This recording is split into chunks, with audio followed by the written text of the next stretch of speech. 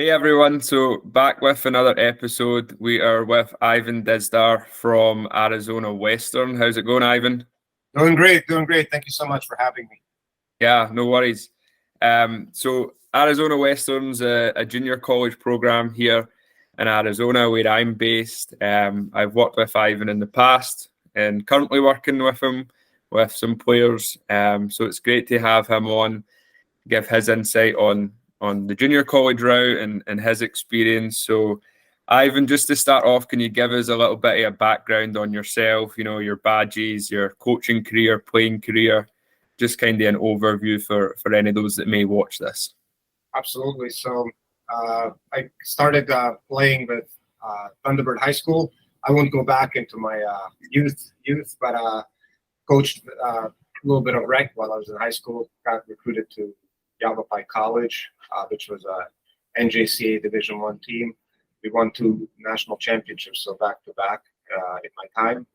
We then I moved on to Seattle University, NCAA Division I, where I coached a little bit private lessons when I had the time in the summer. And so when I graduated, I assisted my coach at Seattle University for a season, and did that. Then moved back to Phoenix and coached high school soccer, coached boys and girls.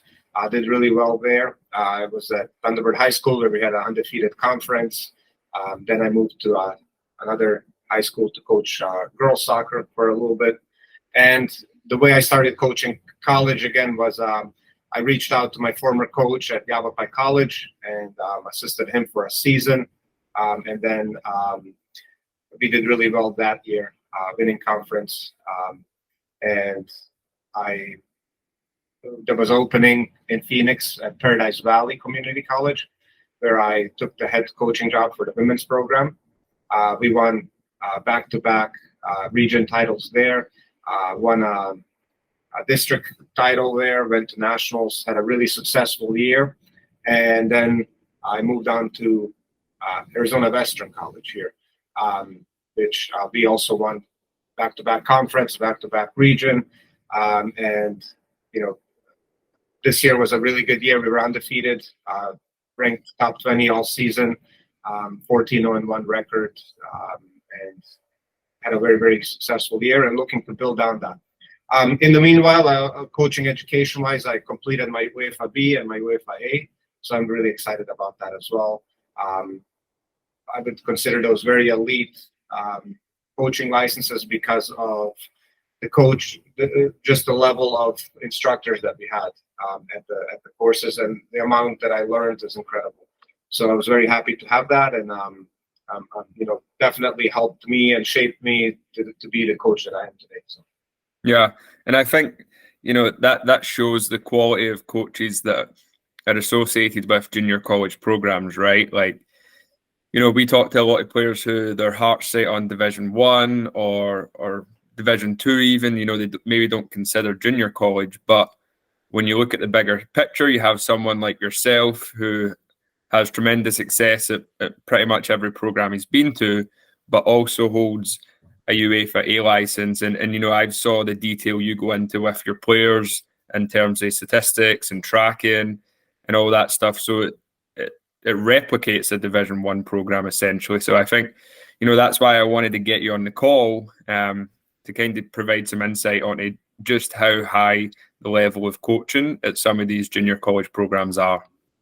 Yeah, I mean, and not to boast about myself, but I don't think that there's not there would be, I would say, very, very, very small amount of Division I schools that would have the quality of coaching, to be honest. But obviously, every player is going to choose what's best for them. And I think we're just here to kind of give our opinions and our ideas of different levels. And, players should be educated where they need to go according to what fits them the best. But in terms of coaching, I think we are at the top of the pyramid. And even my assistant coach, he's, our goalkeeper coach at FC Tucson. And for the men and women, he's involved in the San Diego Wave. He does camps with them all the time and gets invited there. So coaching that we have here and the facilities and the support is really tremendous. So I do believe that if you are a top level player, you can really strive here. Yeah. So obviously you played junior college as a player and moved on. You've coached at, a couple different junior colleges. So can you give your perspective on why you think junior college is a good route for some players, or maybe a good stopping ground before they move on? Just kind of give us a little insight into why you think JUCO's a good route. Yeah, absolutely. I think there's just a few very specific aspects to it. One is playing time. Of course, you're competing against players that are your physical, mental maturity. You're going to be seen by higher level teams, and you're in those 2 years you're playing. That's the best way to develop. Really, it is. And you're developing not only your physical attributes but also your mental attributes, and you're maturing throughout the process. And then when you go to that big D1 school or wherever you end up going, you are obviously more mature. You're stronger. You're bigger. You're more of a college athlete. So that's a big one. Another one is economics, of course. Schools are very, very expensive. So if you have many players that are top level players just can't afford to pay, that much money into schools. So junior colleges typically have good scholarships, and they can offer full rides. They can offer a lot of them too in many aspects. And so I think those are the main aspects of choosing a junior college. And for myself, when I played at Yavapai, we have several players on my team that ended up playing professionally in the United States and in abroad. We had players like Irving Garcia. We had players like Justin Marin that ended up playing Columbus Crew, and so playing at the junior college level doesn't mean that you can't make it. You definitely can. And I would say that sometimes players are not ready to go play D1 and compete against someone 4 or 5 years older than them. So they need that year where they can mature a little bit, see what it's like to train every single day and having to compete, having to win, being in that environment. And then they're obviously very talented, but then they need something else to develop to be able to play at the top level. And I think for us, when we played at Yavapai, we all had something missing, and after those 2 years, we developed it. And I think actually every one of our players that was a starter rank to play Division One, and we have many players that moved on to play pro after that. So yeah, I think too the main points you hit on that I try and communicate to our players is, one, the finances. As an international, you can't get any financial support from the US government or anything like that. So that's a great route because junior college is cheaper. And then two, as you said, if you're coming over here and you're investing time and money into this process, then you want to be playing, right? So instead of going to a 4-year program where you're competing against, seniors who've maybe been in the program and earned their spot for 3 years, you're only really up against a potential sophomore or an incoming freshman. So, there's the quality's still there, but there's more opportunity to play. And when you look at, at least for the women's side, like the top 10 teams, I kind of looked at a little bit of research. Most of those players are 18, 19, it looks like. And there are some teams have older players, of course, but it's not, our team, for example, most of the girls are made up of, true freshmen and sophomores. So absolutely, you're competing with players your same age, your same, probably your same physical and mental attributes. But again, to be honest, there are some players that are 17, 18, and they can compete against 22-year-olds. So you just have to find the right fit for you. Even for us moving players on, we really do a lot of research into the program. We're sending them to make sure that it's the right fit. Because if you go somewhere that's too much for you, it's not going to work out. If it's not enough for you, it's not going to work out. So the right fit is very important. And, I think that where we can come in is take a player that maybe doesn't have, is not fully ready to play at the top level Division 1, can we develop them and move them on? And you see many success stories with junior college. Even in our league, Phoenix College had Jessica McDonald, who ended up playing on the U.S. national team. So we definitely have a lot of success stories. I myself consider myself a success story. Played junior college, developed what I needed to, and moved on to play Division 1, and had a great time. It changed my life. So. Yeah, no, for sure. And that kind of leads me to my next question and my next insight for you is, how can you successfully move on from junior college, right? So we've worked with players recently who have done their 2 years and they're thinking about going back home, and then they get in contact with us, and we've actually had 2 in the last month who we've been able to place at 4-year programs. But what does Arizona Western do to help players move on first? And then what do you think players can do in order to successfully move on to the best level for them? Absolutely. So for us, I think that when the players come in, we do a really good job of seeing where they are physically, mentally, technically, tactically, everything. And then we try to develop that. And if we see that player is able to do that, to handle the demand and playing at this level, then we're more comfortable sending them on. We're always very honest with all the coaches. But what I did this year is I did a lot of work speaking to coaches myself. Anybody that reached out or any interest from college coaches, I have a really big database of all the coaches that we speak to. So I've done a lot of work this year to just gather connections, gather a lot of college coaches at every level, and we send players to them that are at the right fit. Obviously, it's always going to be the player's choice where they want to go and what they want to do, but we do help them tremendously. Also, I always tell my players, whether you're a freshman or a sophomore, I'm okay if you find a school that you really enjoy and you can move on. I mean, this year we had 2 freshmen moving to Division 1 schools. We had many sophomores that moved on to Division 1 schools, and I think I believe it's 7 or 8 players that's so far signed. That were players, I think 6 or 7 of them are on full rides. So that's also important, is that you come here and you really work hard, you develop, and you'll definitely open a lot of doors for yourselves. Yeah. So why do you think the Arizona Western program and yourself has such a good track record in moving players onto those programs? Is it the players you recruit? Is it your philosophies, your culture? What kind of do you think leads to that success? Can I answer with a little bit longer answer? Yeah, go for it, man. So when our players come in, one thing that I put on the PowerPoint is always a few bullet points that is very important for a successful soccer player, in my opinion. Health status. One of those is food you eat, how you sleep patterns. Even if you have you're in a relationship, is it stressful? Does it make you happy?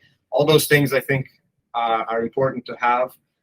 Also, you have to have good functional capabilities, which is your fitness, aerobic, anaerobic, motoric capabilities, your speed, agility, quickness, your cognitive capabilities, which is your tactical understanding of the game, even cognitive ability, like is this a player that really wants to train more on their own and develop and get better, or is it has to be really coming from the player? And then another one that's really, really important is the social aspect, which and when I say social aspect, it means type player personality in a way. If you walk in a room, you have to make that room has to be more happy than without you, right? If you're dragging the mood of the room down, then that's not a good thing, right? So all of those things have to come together for an elite player, in my opinion. And what we do for players is day one when they come in, we do fitness testing on every aspect: speed, agility, quickness, aerobic, anaerobic.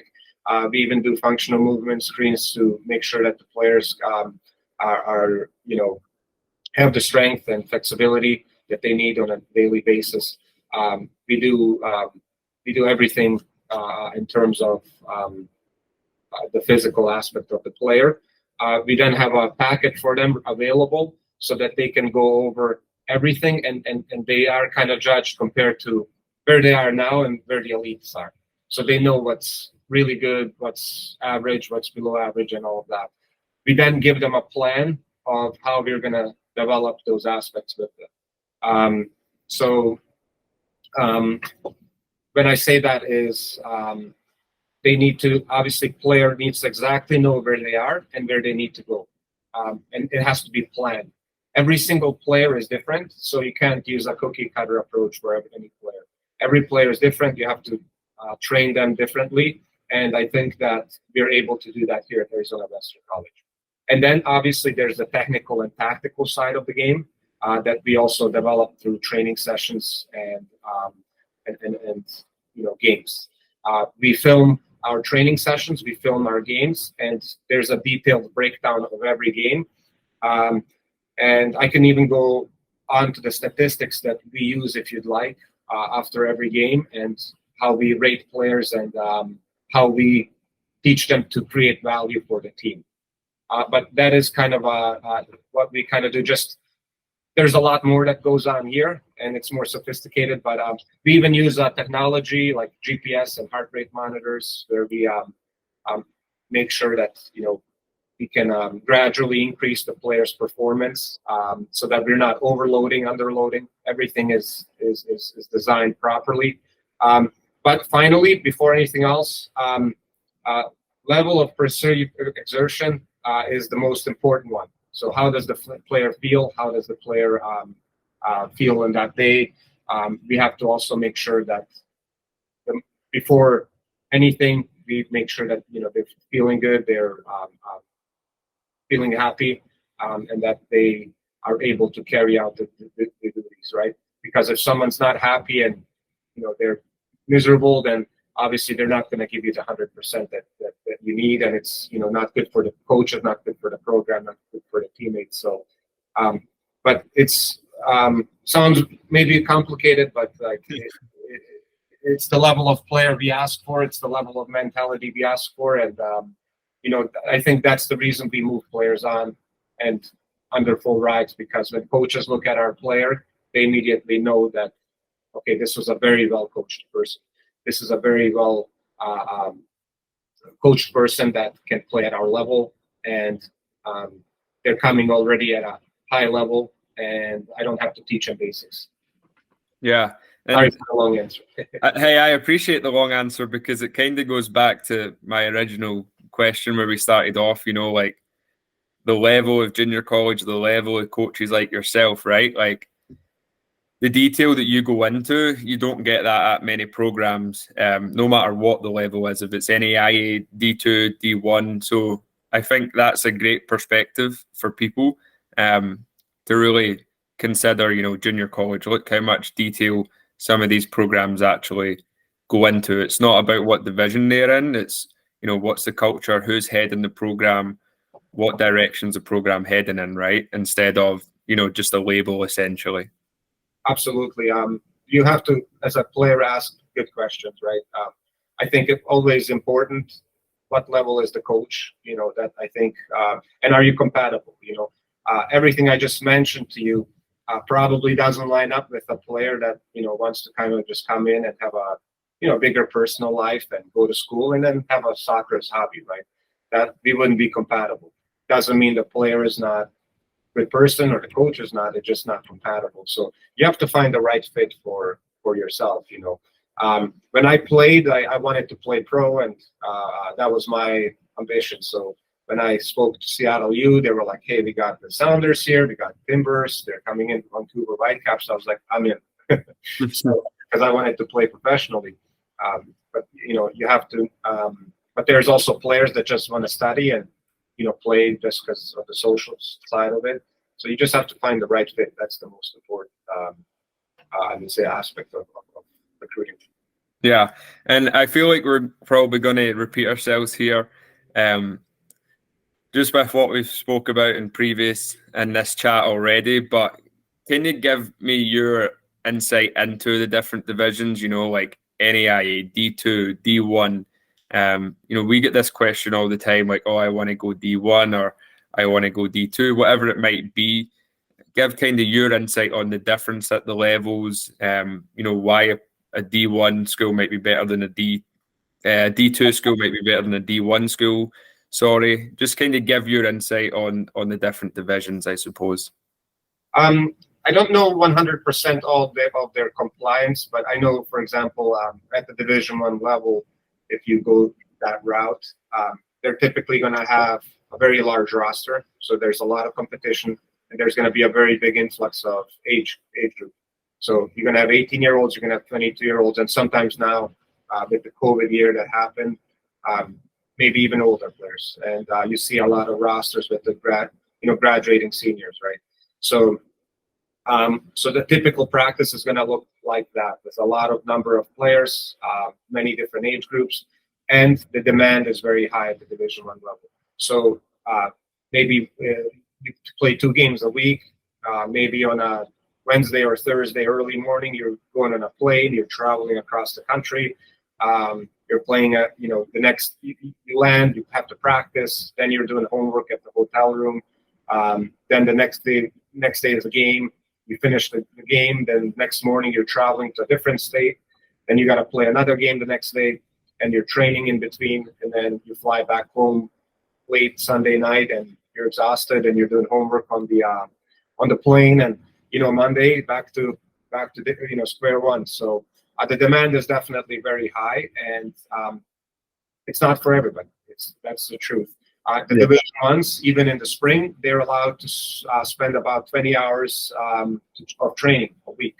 And from the coaches that I speak with, they tell me it's never enough. So so they do train a lot year round. They play competition in the spring, and that's why I would say I think that's where Division One, does have those rules in place where you have obviously the hour caps and all of that, but it is a big amount of time that you have to spend in focusing on your athletic side, right? And then obviously the academic side comes with it. So I would say that you would have a smaller time for personal life, right, at the Division One level. But I'm sure there's other schools that do different things.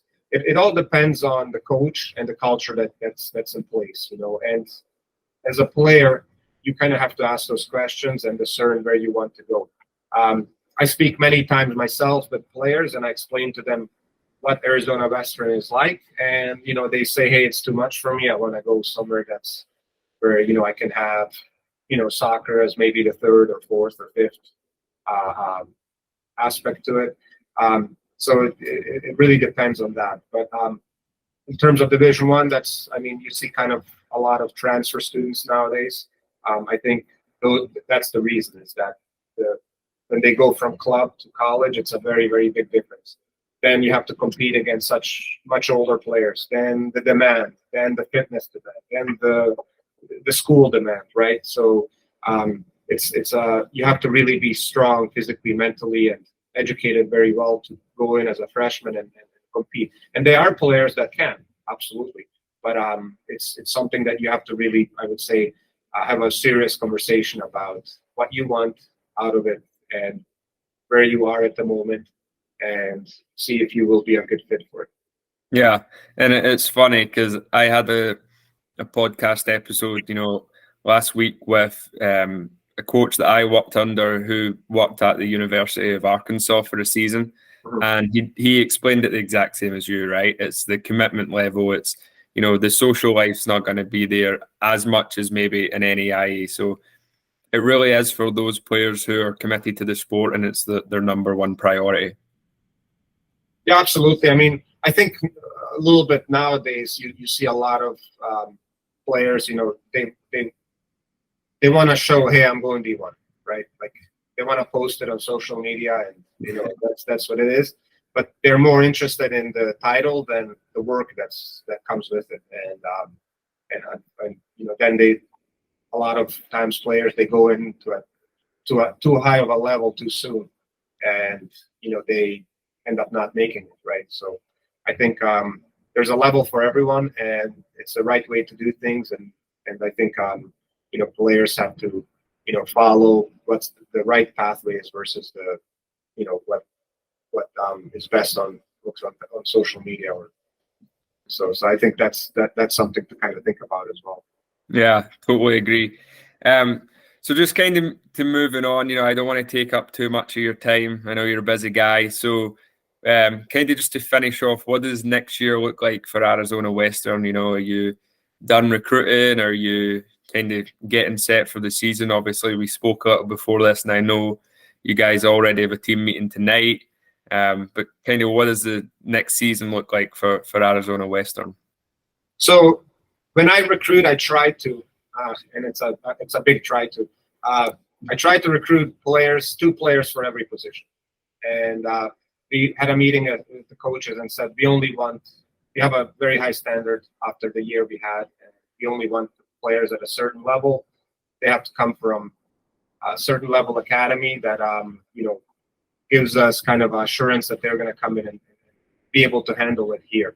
So we've worked very hard over the year, and we were very, very blessed with the amount of quality of players that we're getting in. We have good players in every position, and many of them. And I think that this team is going to be on paper much, much stronger than last year's team, and we're looking to to move on and do really have a big impact next season. So I'm very excited with the amount of quality that's coming in.